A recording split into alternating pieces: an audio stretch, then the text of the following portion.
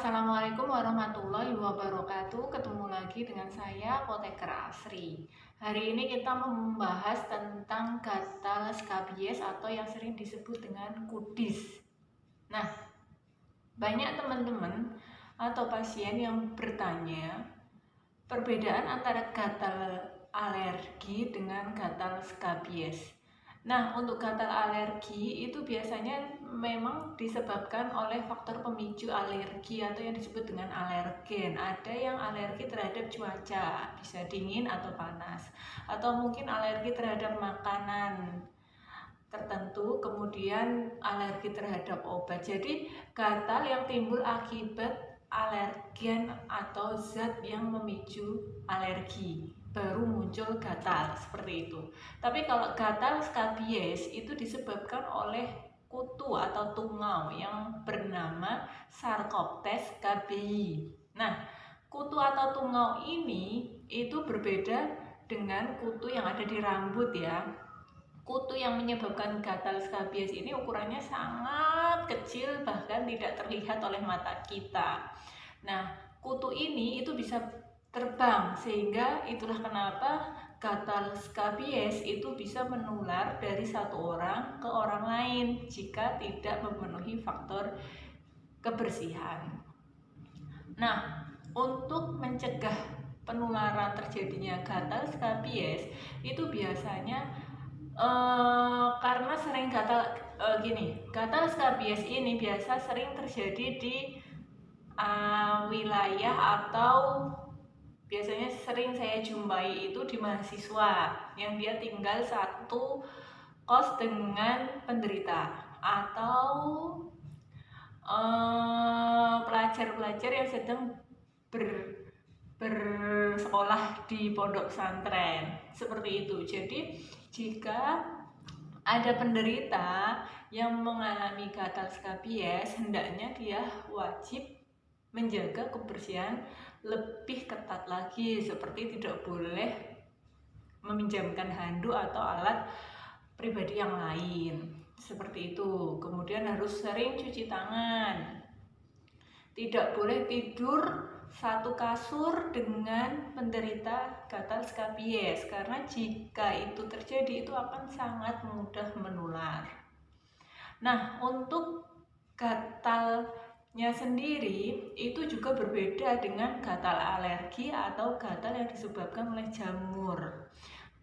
Kalau gatal skabies ini biasanya muncul atau timbul gatal yang sangat hebat itu di malam hari, karena di malam hari itu kutu atau tungaunya itu lebih aktif bekerja.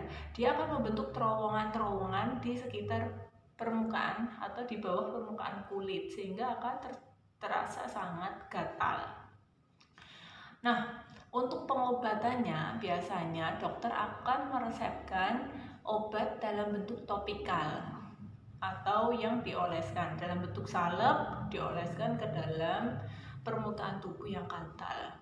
Jadi permukaan tubuh yang sering mengalami gatal skabies atau biasanya menjadi sarang kutu tersebut yaitu biasanya terjadi di lipatan-lipatan telinga, bawah telinga, kemudian lipatan paha, lipatan selangkangan, atau lipatan di belakang anus seperti itu. Jadi di area lipatan-lipatan yang sering terjadinya sarang kutu Sarcoptes scabiei tadi. Nah, untuk pengobatannya ada beberapa jenis obat yang bisa digunakan, tetapi saat ini saya akan menginformasikan atau menjelaskan salah satu komposisi obat yang biasa digunakan untuk mengobati gatal skabies, yaitu permetrin 5% ya. Nah, untuk di apotek teman-teman bisa jumpai yaitu yang pertama Scabimid Cream. Scabimid Cream ini ada dua ukuran 10 gram dan ukuran 30 gram. Yang saya pegang ini ukuran 10 gram dengan harga kisaran 50 ribuan. Kemasan 10 gram ya teman-teman. Dan yang kedua dalam bentuk generik salep generik yaitu permetrin 5%, kemasan 15 gram. Ini harganya lebih terjangkau yaitu sekitar 30 ribuan. Tetapi secara manfaat dan kegunaannya itu sama persis. Ya, sama persis karena kandungan di dalamnya sama persis, jadi akan memberikan manfaat yang sama yaitu untuk mengobati gatal skabies. Oke, kita akan buka. Seperti ini ya, jadi dalam bentuk salep yang harus dioleskan ke seluruh bagian tubuh mulai dari ujung kaki sampai dengan ujung kepala.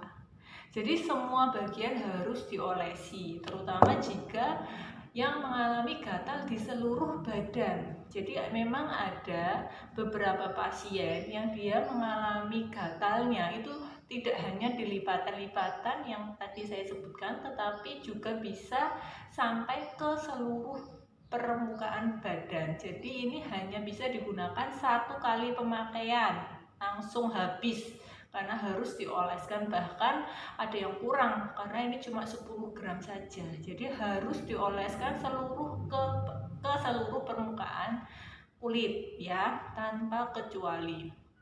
Nah, ini digunakan pada saat malam hari sebelum tidur, karena setelah mengoleskan krim ini itu tidak boleh dibasuh dengan air, tidak boleh dilap, tidak boleh dibersihkan. Jadi memang harus didiamkan atau dibiarkan minimal 10 jam sampai 12 jam. Itulah kenapa harus dipakai malam hari sebelum tidur, sehingga keesokan harinya pada besok paginya baru bisa dibersihkan dengan cara mandi. Nah, obat ini itu aman digunakan untuk bayi berusia lebih dari 2 bulan. Jadi jika dijumpai pasien bayi yang berumur lebih dari 2 bulan itu bisa menggunakan salep, sediaan salep yang mengandung permetrin 5%.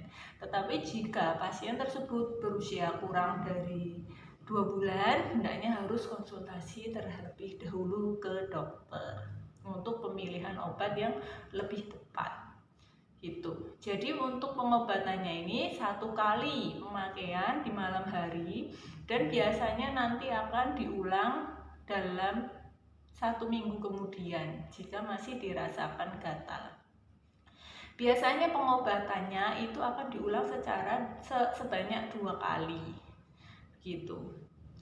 Nah, demikian penjelasan dari apoteker Asri tentang gatal skabies. Semoga bisa bermanfaat buat teman-teman, dan buat teman-teman yang sedang mengalami gatal skabies bisa berkonsultasi dengan apoteker Asri lebih lanjut untuk cara pengobatan yang lebih tepat agar lebih efisien dalam menggunakan obat sehingga tercapailah kesembuhan yang maksimal.